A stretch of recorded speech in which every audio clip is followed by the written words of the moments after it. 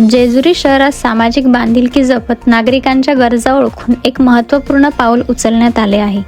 प्रभाग क्रमांक 1 मध्ये सामाजिक कार्यकर्ते नवनाथ सोंडकर यांच्या संकल्पनेतून मोफत पाणी वाटप आणि मोफत ॲम्ब्युलन्स सेवा या उपक्रमांचा लोकार्पण सोहळा विद्यानगर दवणेमळा रोड येथे उत्साहात संपन्न झाला. या कार्यक्रमाचे उद्घाटन माजी आमदार माननीय संजय जगताप यांच्या हस्ते करण्यात आले.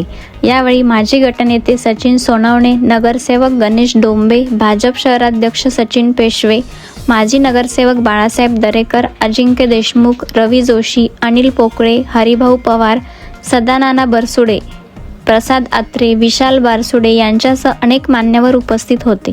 तसेच पत्रकार, युवक आणि स्थानिक नागरिकांनी मोठ्या संख्येने सहभाग नोंदविला.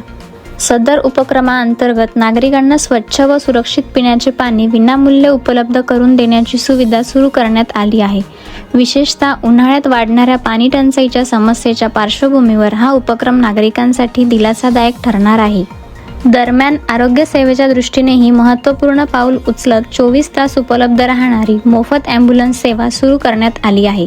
आपत्कालीन परिस्थितीत रुग्णांना त्वरित उपचारासाठी हलविण्यास ही सेवा उपयुक्त ठरणार आहे.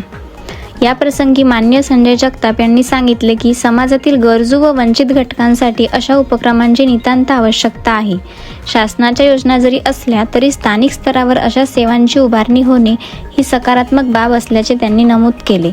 कार्यक्रमादरम्यान उपस्थित मान्यवरांनी उपक्रमाचे स्वागत करून नवनाथ सोंडकर यांच्या कार्याचे कौतुक केले. समाजासाठी उपयुक्त अशा उपक्रमांची ही सुरुवात असून भविष्यातही अशा योजना राबविण्याची अपेक्षा व्यक्त करण्यात आली. निश्चितपणे पाण्याची क्रांती म्हणण्यापेक्षा खऱ्या अर्थाने समाजाला गरज असणारं समाजसेवेचं मोठं व्रत हे नवनाथराव सोंडकरांनी त्या ठिकाणी घेतलं आणि जी खऱ्या अर्थाने परिवारांच्यासाठी आवश्यकता आहे फिल्टरचं पाणी ते द्यायचा प्रयत्न केला आहे. निश्चितपणे मल्हार मार्तंडाची ही नगरी आहे. मल्हार मार्तंडाचे आशीर्वाद, त्यांची अशीच प्रगती त्या ठिकाणी होत राहू. खूप चांगली सामाजिक काम ते त्या ठिकाणी हातात घेतात, करतात. त्यांचं खूप मनापासून नवनाथराव सोंडकर आणि त्यांच्या मित्रपरिवाराचे आभार.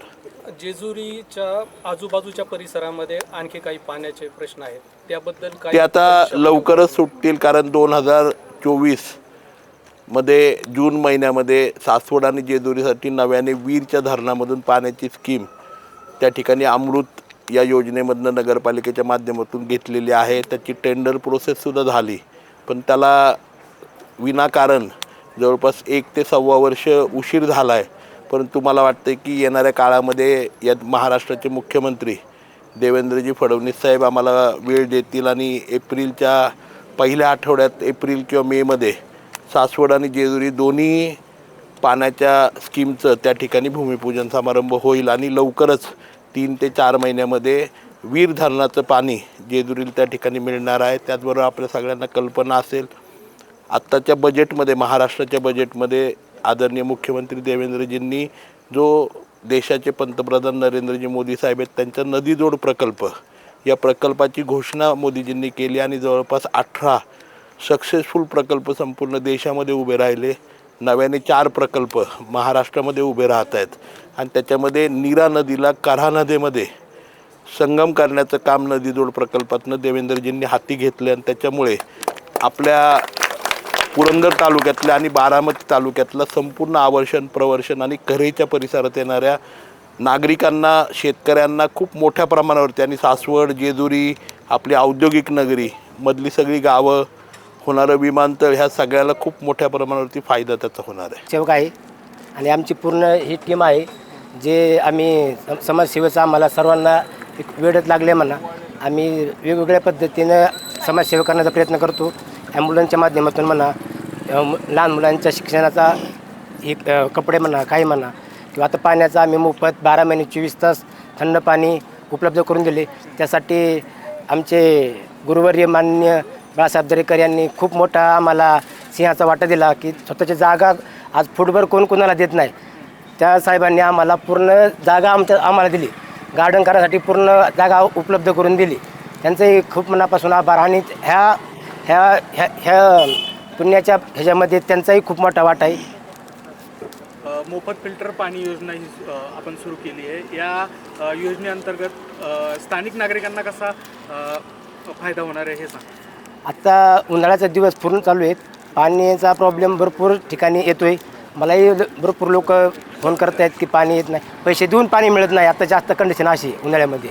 पण आपल्या प्लॅन डोक्यात आला की आपल्याला पाणी तर द्यायचं आहे, पण एक आपल्या विद्यानगरला आमच्या इकडं पाण्याचा खूप मोठा प्रश्न आहे. मग आम्ही डोक्यात घेतलं की मोफत पाणी चालू करा. माननीय संजय जगताप यांच्या मार्गदर्शनाखाली त्यांच्या नियोजनामुळे की आम्ही प्लॅनचं नियोजन केलं आणि चांगल्या पद्धतीने आज नियोजन झालेलं आहे. त्यासाठी स्वतः ते आपल्या ओपनिंगसाठी येणार आहेत. अनेक दिवसापासून मोफत ॲम्ब्युलन्स सेवाही आपण देत आहे, त्याबद्दल काय सांगाल? अनेक दिवसापासून मोफत सेवा आता ॲम्ब्युलन्सचा असा झाला की माझ्या आईला थोडासा दम्याचा त्रास होता. तर आम्हाला ज्यावेळेस परिस्थिती नाजूक होती, ॲम्ब्युलन्सच नव्हती मिळत. त्याला वातावरण चेंज झाले की ॲडमिट करावं लागायची. प्रत्येक वेळेस वातावरण चेंज झालं की उन्हाळा पावसाळा हिवाळा आला की त्याला ॲडमिट करावं लागायचं. आम्ही मग टू व्हीलरवर ने कोणाच्या गाडीवर ने, हे कर ते कर. आणि त्याच्यामुळं मला ॲम्ब्युलन्सची किंमत चांगल्या पद्धतीने माहिती आहे. आणि एक वेळा अशी आली, मी दौंडवरनं पुण्याला मला पेशंट होतं, तर मला त्यांनी 6,500 रुपये घेतले माझ्याकडून. मग तिथून पुढे मी जाणून केलं बा आपल्याला आपली जी परिस्थिती आली ही कोणा येऊ नाही, त्यासाठी स्वतः ॲम्ब्युलन्स घेतली आणि तिथून पुढे मोफत चालू केलं आपण. 1 रुपया कोणा घेत नाही, पेट्रोल नाही, डिझेल नाही, ड्रायव्हर नाही किंवा कसलीच पद्धती नाही, 1 रुपया आपण घेत नाही. आता हे पाणी मोफत फिल्टर पाणीचं आपण सुरू केलं आहे, ते कार्डद्वारे आपण जी योजना चालू केली याबद्दल सांगा. आता ही योजना अशी आहे की प्रत्येकाला रोज 24 तासाला 20 लिटर पाणी मोफत मिळणार आहे. थंड पाणी असणार आहे पूर्ण. कशा पद्धतीने कार्ड असणार आहे आणि ते मतदारापर्यंत म्हणाल किंवा जे घरापर्यंत असेल, आता सर्वसामान्यपर्यंत कसं पोहोचणार? आता सर्वसामान्य ज्या पद्धतीने आम्ही प्रभाग क्रमांक 1मध्ये माझी मिसेस उभी होती ह्यावेळेस, मागच्या वेळेस, तर आम्ही प्रत्येकाच्या घरी जाऊन मतं मागत होतो की आम्हाला मत द्या. का मत द्या? तर आम्ही तुम्हाला पाणी देऊ, आम्ही तुम्हाला CCTV कॅमेरे देऊ. त्या जोरावरती आम्ही मतं मागत होतो. त्या पद्धतीनेच आता प्रत्येकाच्या घरोघरी जाऊन आम्ही हे कार्ड देणार आहे की आम्ही दिलेला पहिला शब्द 3 महिन्यात आम्ही पाळलेला आहे.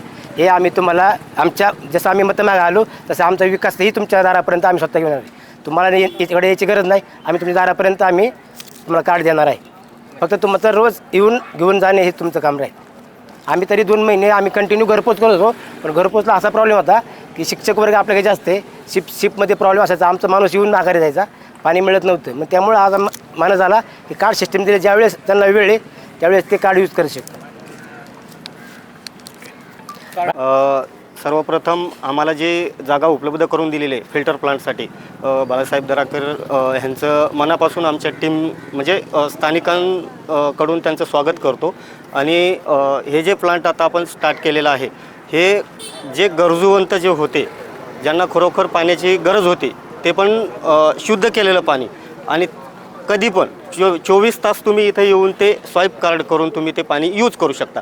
आणि खरोखर इथं आपल्या विद्यानगर ग्रीन पार्कमध्ये पाण्याची टंचाई ॲक्च्युली आहेच आणि प्रत्येकालाच फिल्टरचं पाणी मिळेल हे सांगू शकत नाही आपण. ते एक त्या उद्देशानं आपण एक नवनाथ चौंडकर यांनी एक चांगला संकल्प तयार करून त्यांच्या थोड्या एक मदतीने त्यांनी एकदम परिश्रमातून कष्ट करून हा प्लांट उभा केलेला तर आहेच, पण इतरांपर्यंत ते चांगल्या रीतीने चांगलं शुद्ध पाणी पोहोचवण्याची त्यांनी जिम्मेदारी घेतलेली आहे.